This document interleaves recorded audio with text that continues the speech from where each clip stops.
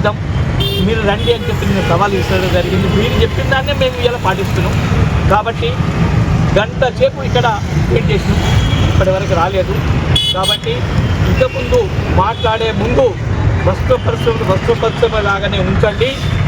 దీన్ని సిరిసిల్ల పట్టణ ప్రజలు ఏదో అధికారం ఉందని చెప్పి నువ్వు వలపుకుంటూ ముందుకోతే ప్రజలు ఇలా సిరిసిల్ల పట్టణ ప్రజలు గతంలో నువ్వు ఏ మాదిరిగా ఉండవు, ఇలా ఏ మాదిరిగా అయినవు, నీ చరిత్ర గతంలో ఇలా నీళ్ళ పిండి చేసుకుని ₹1,00,00,000 సంపాదించినావు కేటీఆర్ దయ వల్ల. ఇలా బతలాడుకుంటూ కానీ మేము అట్లా చరిత్ర చదువుతలేము. కానీ నా వ్యక్తిగతంగా అకౌంట్లు తెప్పించుకొని మాట్లాడడం పైన ఖండిస్తున్నాం. ఇప్పటికైనా గత ప్రభుత్వంలోనే 200 కోట్లు బతుకమ్మ చీరలు రావడం జరిగింది.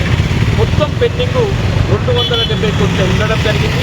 ఆ 270 కోట్లు 70 సార్లు మేము ఇచ్చినాం అంటున్నారు. ఇప్పటికైనా రక్షించే 50% పేమెంట్లు ఆగిపోయినవి ఉన్నాయి.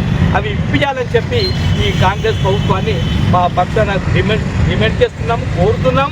అంతేకాకుండా వాళ్ళు రానందున పెద్దలు రాజ్యాంగ నిర్మాత అంబేద్కర్ గారికి ఆ వినతి పత్రాన్ని ఇచ్చి మేము మా పార్టీ పక్షాన ఇవ్వడం జరుగుతుంది. మీడియా మిత్రుల ద్వారా తెలియజేయడం జరుగుతుంది. ఉండి సిరిసిల్లాలో ఉన్నటువంటి వస్త్ర పరిశ్రమను కాపాడుకోవాలి, కార్మికులకు అండగా నిలవాలి, వారి జీవితాలకు బంగారు బాటలు వేయాలి తప్ప ఇలాంటి చిల్లర మాటలు ఎవరో నాయకులు చెప్తే మీరు వచ్చి మాట్లాడడం అనేది సిగ్గుచేటు. మేము దీన్ని పూర్తిగా మేము ఖండిస్తూ ఉన్నాం. కాబట్టి మరి ఈ ప్రభుత్వం వచ్చిన తర్వాత మరి వారు చెప్పడం జరిగింది 365 రోజులు మరి కార్మికులకు పని కల్పిస్తాం, వస్త్ర పరిశ్రమను ఆదుకుంటామని చెప్పినటువంటి ఈ ప్రభుత్వం మరి ఇప్పుడు కూడా మరి ఆ యొక్క ఆర్డర్లు మరి ఇచ్చి మరి కార్మికులు ఆదుకున్నటువంటి పరిస్థితి లేదు, వాళ్ళకు ఉపాధి కల్పించినటువంటి పరిస్థితి లేదు. మన అందరికీ తెలుసు, మేము గ్యారెంటీ డిపో అని చెప్పి మరి చెప్తా ఉన్నారు. గ్యారెంటీ డిపో ఎక్కడ పెట్టిండ్రు? మరి పుండొక్కదాలు ఉంటే మరి మందొక్కదాలు పెట్టినట్టు వస్త్ర పరిశ్రమ అనేది సిరిసిల్లాలో ఉంటే మరి వేములాడలో పెట్టడం అనేది నిజంగా ఇది బాధాకరం. ఎందుకంటే ఆ యొక్క ట్రాన్స్పోర్ట్ వల్ల ఎవరి మీద భారం పడుతుందండి? ఒక సామాన్యుల మీద ఆసాముల పడేటువంటి పరిస్థితి మరి ఉంటుంది.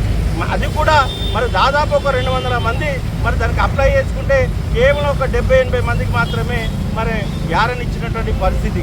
కాబట్టి నేను ఒకటే ఈ ప్రభుత్వానికి విజ్ఞప్తి చేస్తూ ఉన్నా, వెంటనే ఇక వస్త్ర పరిశ్రమను కాపాడండి, కార్మికులకు ఉపాధి కల్పించండి. గత ప్రభుత్వం మరి ఏదైతే సంక్షేమానికి సంబంధించినటువంటి పథకాలు పెట్టిందో ఆ పథకాలను యథావిధిగా కొనసాగించండి. వర్కర్ టు ఓనర్ పథకాన్ని మరి వెంటనే దాన్ని ప్రారంభించి మరి 1104 మంది కార్మికులను మరి యజమానులుగా తీర్చిదిద్దేటువంటి కార్యక్రమాన్ని తీసుకోండి. మరి అట్లా ఆదుకున్నట్టయితే ఈ యొక్క వస్త్ర పరిశ్రమను మనుగడ మరి వాళ్ళు కాపాడిన వాళ్ళు అవుతారు. కాబట్టి మీరు వెంటనే ఈ యొక్క పరిశ్రమను కాపాడాలి, ఆదుకోవాలి అని చెప్తా ఉన్నారు.